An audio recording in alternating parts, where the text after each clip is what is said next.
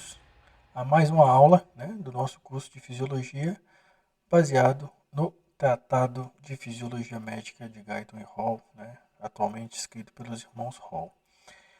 Essa é a nossa segunda aula do capítulo 2 e a gente complementa a aula do capítulo 1, onde a gente demonstrava de forma mais grosseira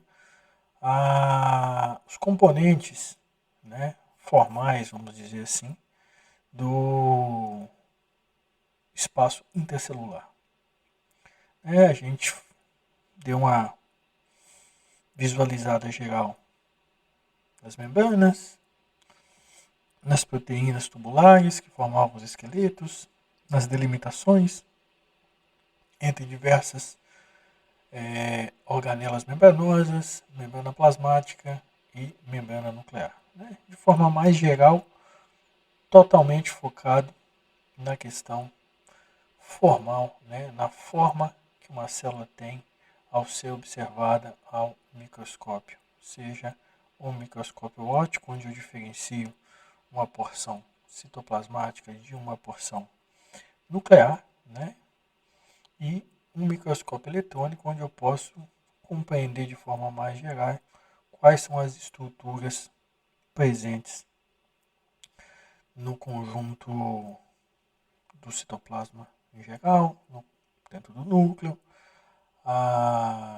Você consegue observar as bordas da membrana, então deduzir dali a sua forma em geral. Ok? Então, a gente avança já no aspecto mais microfisiológico da questão. Ou seja, se a célula possui, então, todos esses compartimentos, se estruturas criam o equivalente, por exemplo, a gente tem aqui, quando a gente fala de anatomia, que eu tenho um cérebro, né, que está envolto numa barreira hematoencefálica, e na célula eu tenho um núcleo envolto numa dupla membrana, provida de poros, mais poros que possuem proteínas seletivas que permitem ou não que algumas coisas se movam para dentro ou para fora do núcleo. Né? Ao longo do restante do corpo celular, eu possuo órgãos, tal qual a analogia eu poderia fazer com os órgãos do organismo humano. A diferença é que os líquidos aqui circulam livremente pelo citoplasma, mas não circulam livremente no meu corpo. Eu tenho uma circulação fechada no meu corpo e eu tenho uma circulação aberta no citoplasma. Porém, as moléculas que estão no citoplasma, elas não se movem tão livremente assim. Ou seja, existem obstáculos e existem barreiras para, por exemplo, as proteínas, que são as maiores moléculas que vão ocorrer no citoplasma, elas se movam entre os diferentes compartimentos, entre as diferentes organelas. E mesmo moléculas menores precisam muitas vezes de proteínas para serem transferidas de um compartimento celular a outro. Tá bem? Então a gente só fala aqui um pouquinho sobre isso, mais sobre classificações, né? O Guyton, ele tem uma ênfase não muito grande no que é a biologia molecular, né? Ele tem 2 capítulos introdutórios, o capítulo 2 e o capítulo 3, que ele fala um pouco de citologia, com algumas pistas sobre o que seria o domínio da biologia molecular, e depois volta a falar disso mais pontualmente quando a gente está falando da fisiologia grande propriamente dita. Ou seja, a gente pincela tópicos de biologia celular e molecular para que depois a gente possa entender o que está mais adiante. Porém, é uma opinião pessoal, é raso demais o conteúdo do livro do Guyton, então a gente tomou a liberdade de falar o que a gente conhece, provavelmente é uma revisão do curso de citologia ou do curso já de bioquímica que vocês estão levando na faculdade, para quem é aluno e para quem realmente está estudando fisiologia mais aprofundado. Eu acho que é necessário a gente abordar os tópicos da forma que a gente pretende fazer no capítulo 2 e 3. Tá bem? Então vamos lá. Como as proteínas vão se mover dentro dos compartimentos celulares? Existem 3 formas gerais das proteínas se moverem nesses compartimentos, né? Existe um transporte controlado por comportas, né? Esse é um termo que você vai ler desta forma na tradução do livro do Alberts, né? O livro A Célula.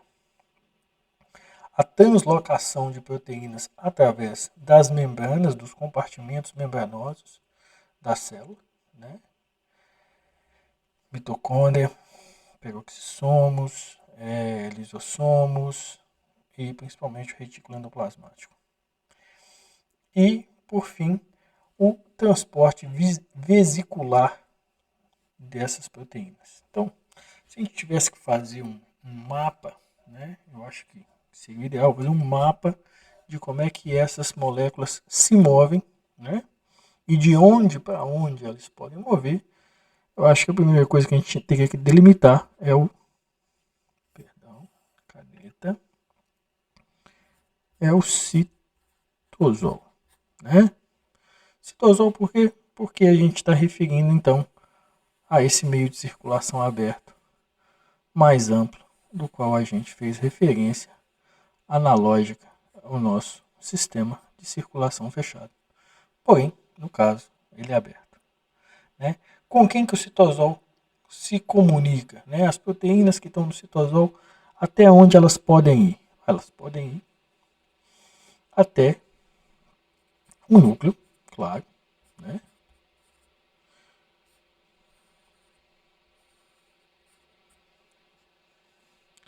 Elas podem ir até as mitocôndrias, correto?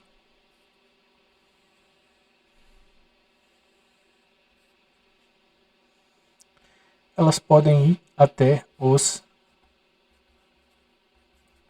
peroxissomos,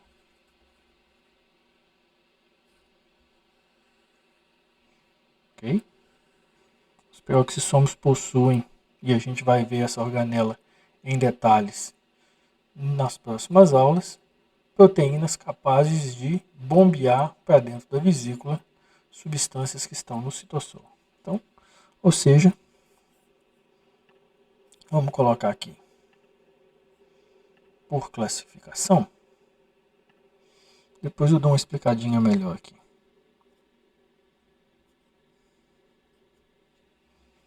Núcleo citosol, tá bem?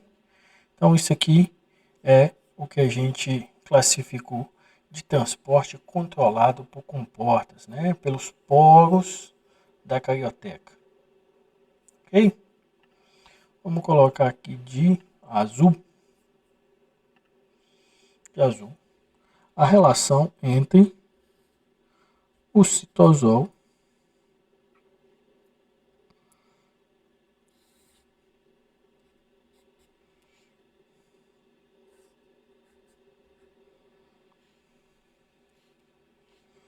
e, perdão, puxei aqui uma seta a mais, né? E essa seta a mais, só botar de preto aqui. Eu achei que eu já tinha feito uma referência para o retículo endoplasmático.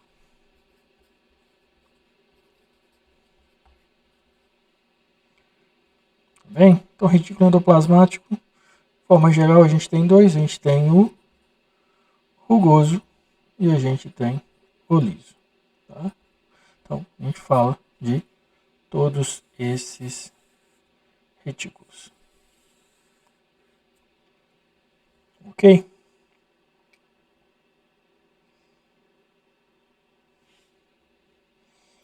O retículo endoplasmático, ele pode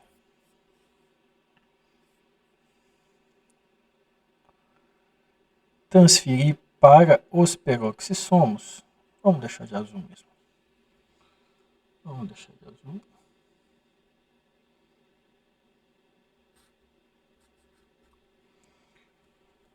Proteínas para a sua composição. Tá bem? São proteínas que eventualmente são já incorporadas, porque os peroxissomos, na verdade, eles são brotamentos, né? Inicialmente, eles são brotamentos. Há muito tempo se discutiu se os peroxissomos se dividiam sozinhos, né? Eles cresciam e se dividiam como bactérias por fissão binária, ou se eles poderiam surgir de algum lugar.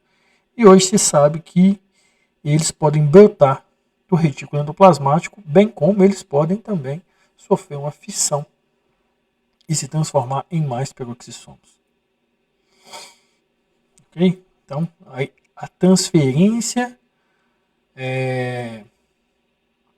de proteínas do retículo endoplasmático peroxissomo se dá já no brotamento do mesmo. Há uma relação muito... Vou escolher uma cor aberrante aqui. Não tem, né? Tem uma cor bem aberrante aqui. Para falar de uma relação, né? Vamos criar primeiro a seta, porque ela é a mais importante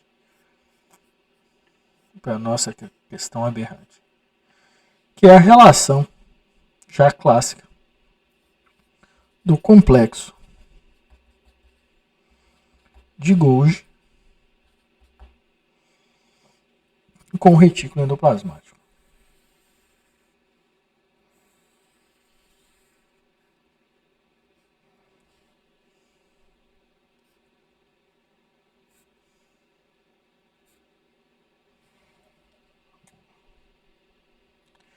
Pequenos problemas técnicos com o nosso anel magnético, né? E o complexo de Golgi, por sua vez, ele vai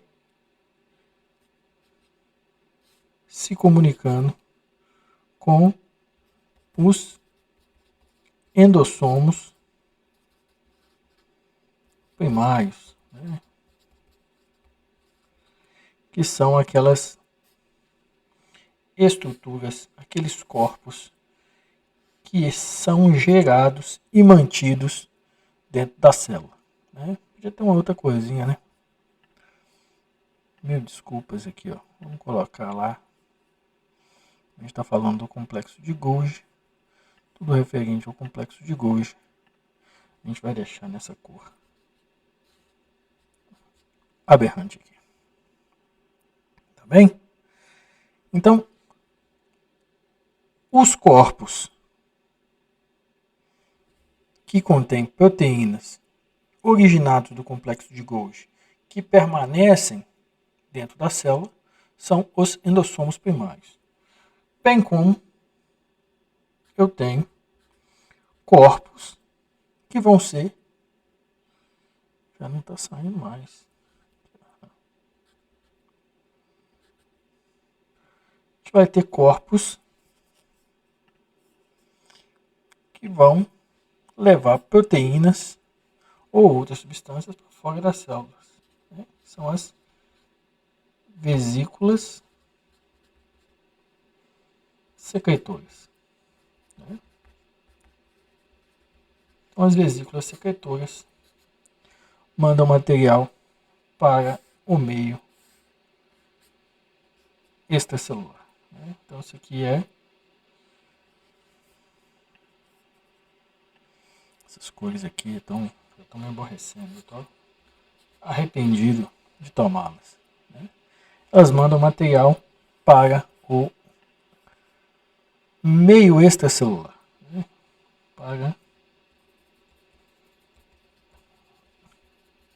a membrana plasmática e, consequentemente, para o meio extracelular. Ixi, ficou baixo aqui, ó.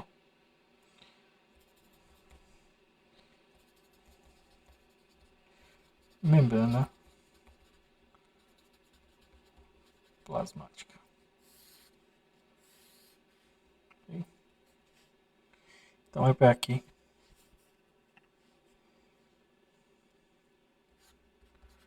É para cá que a nossa seta aponta, né? Endossomos primários, bem como o complexo de Golgi diretamente, podem dar conta de endossomos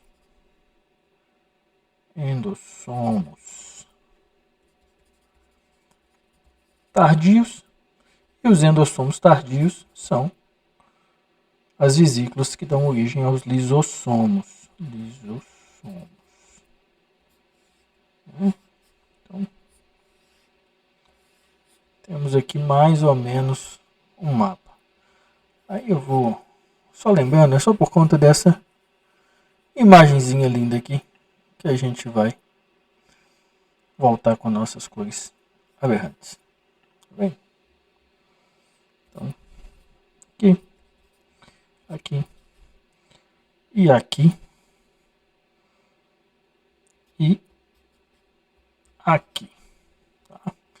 A membrana plasmática, ela pode fagocitar elementos do meio externo e incluí-los dentro da célula, e a gente chama isso de endossoma primário também. Bem como aquilo que sai do complexo de Golgi inicialmente e vai formar vesículas que estão aí espalhadas no citoplasma celular.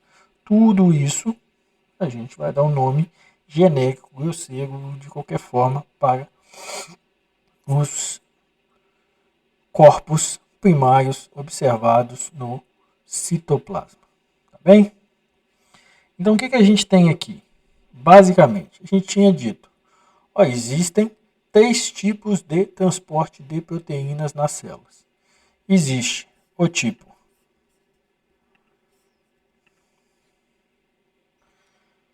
que transporta através de poros, né? É o transporte controlado por comportas. A carioteca, ela possui perfurações, e dentro dessas perfurações existem proteínas que seletivamente permitem ou impedem substâncias de atravessar para dentro do núcleo. Né? Existe a translocação de proteínas, que ela ocorre do citosol para mitocôndria, retículo, peroxissomos. Esse é um tema específico da aula seguinte. Né? Ele não é, todavia, muito simples. Porque a translocação de proteínas significa a gente colocar uma proteína de um compartimento para outro compartimento por meio de uma segunda proteína que forma um poro. Né? Em alguns casos, essas proteínas podem atravessar parcialmente, né? Formando as proteínas transmembrana. Em outros casos, elas podem atravessar completamente, principalmente se ela tiver afinidade com o produto que está dentro do poro. Geralmente esses poros são aquosos, né? Então a proteína que atravessa, ela tem que ser 100% solúvel em água, ela não pode conter sequências muito grandes de aminoácidos hidrofóbicos, porque do contrário ela vai ficar retida na membrana, no poro que ela está invadindo. E aí aquela proteína, né, que criou o poro, ela é deslocada e a proteína nova fica presa como uma proteína transmembrana. Ok? E em roxo aqui está representado, né, o transporte vesicular. Né? Do endossomo saem vesículas que vão para o complexo de Golgi, que por sua natureza própria específica, né, isso aí já é aula do cursinho de pré-vestibular, é o grande formador de vesículas, sejam vesículas que vão trabalhar dentro das células, sejam vesículas que vão ter funções secretoras de substâncias para o meio extracelular, bem como é do complexo de Golgi que se formam os lisossomos. Então, a gente vai ter uma aula de lisossomos, uma aula de peroxissomos, seguindo a aula de retículo endoplasmático, porque aqui começa a nascer tanto os peroxissomos quanto vai nascer, né, mais tardiamente os lisossomos. E se isso porque a gente está seguindo a sequência do livro do Gray. Então, se você pega a sequência lá das organelas apresentadas, me apresenta, em primeiro lugar, retículo endoplasmático, segundo lugar, lisossomos e peroxissomos, para depois apresentar as outras organelas. Então, aqui é um mapa de como as proteínas podem transitar de um lado a outro. Né? Mas para que elas possam sair do citossol ao retículo endoplasmático, do citossol para o núcleo, do núcleo para o citossol, essas proteínas precisam conter pequenas sequências sinalizadoras. correto? Então aqui tem uma tabela, né, onde a importação de uma proteína para dentro do núcleo, ela requer que eu tenha uma sequência, né? Aqui, ó. Tem que ser com mouse, achei que eu ia fazer com lápis. Lisina, lisina, lisina, arginina, lisina. Ok?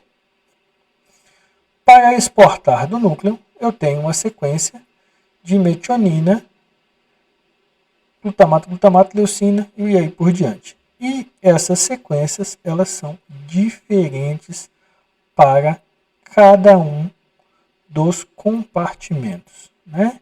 Se você observar a legenda, são aminoácidos, né, carregados positivamente. Deixa eu ver, isso aqui não pega um texto. Não, pega o bloco inteiro. Pega o bloco inteiro, né? Em vermelho, aminoácidos carregados positivamente. Em verde, aminoácidos carregados negativamente. Em azul, aminoácidos glicosilados, mas aqui é porque o livro do Albert faz referência às células vegetais. Mas existe um resíduo serina, né, que tem essa característica de aminoácido hidroxilado, serina hidroxilada, que é um sinal para o trânsito de proteínas para os peroxissomos, né? E a sequência laranja é uma sequência de aminoácidos hidrofóbicos, né? Então, por isso que quando a gente falava dos translocadores de membrana, o único lugar onde um translocador depende de uma sequência extensa de aminoácidos hidrofóbicos é a importação para o retículo endoplasmático. Isso aqui, de modo geral, já vai definir uma coisa, uma regra geral. Toda proteína transmembrana é inicialmente incorporada à membrana a partir do retículo endoplasmático em nenhum outro lugar da célula. Somente no retículo endoplasmático, né? A própria característica da sequência sinal vai demonstrar, então, algumas propriedades no transporte de proteínas entre os diferentes compartimentos celulares e as implicações fisiológicas ou microfisiológicas que isso tem no decorrer dos nossos estudos de fisiologia, em especial lá na metabologia, mas também nas questões de neurosinais, formação das estruturas neurológicas, né? A mielina depende profundamente.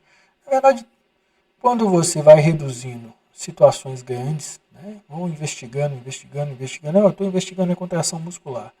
De repente eu já estou estudando as proteínas da contração muscular. De repente eu já estou estudando a interação dos íons com as proteínas para a contração muscular. Ou seja, a fisiologia moderna ela é uma tendência a uma redução do que aquilo que é muito grande, muito grande, muito grande. Eu preciso estudando, estudando, estudando até o muito pequeno, muito pequeno, muito pequeno.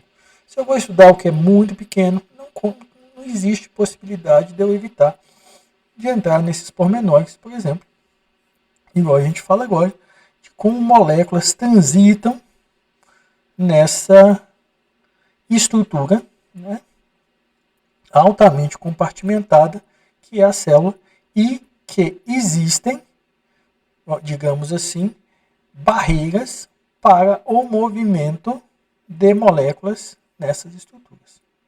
Ok? Então, esse é o resumo da aula. Moléculas não circulam livremente entre os compartimentos celulares. Elas precisam de sinais de entrada e, eventualmente, de saída, né? Como é o caso do citosol núcleo. E as formas de entrada e saída se dividem grosseiramente em três, né? O sistema de poros do núcleo, o sistema de translocadores do citossol para mitocôndrias, retículo endoplasmático e peroxissomos, e o sistema vesicular que sai do retículo endoplasmático, então, para o complexo de Golgi e desse para endossomos, vesículas secretoras e endossomos tardios. Por sua vez, Os endossomos primários podem ser ter o conteúdo despejado no meio extracelular, ou eu posso ter vesículas secretoras com produtos, com hormônios especificamente construídos para uma secreção, e ao mesmo tempo eu tenho endossomos tardios que formam os lisossomos. E aqui eu só tenho uma situação contrária, que é o fagossomo, né? Quando a célula faz uma endocitose e aí eu formo um endossoma primário a partir do material extracelular. Ok? Então é isso. Muito obrigado pela atenção e a gente se vê na próxima aula.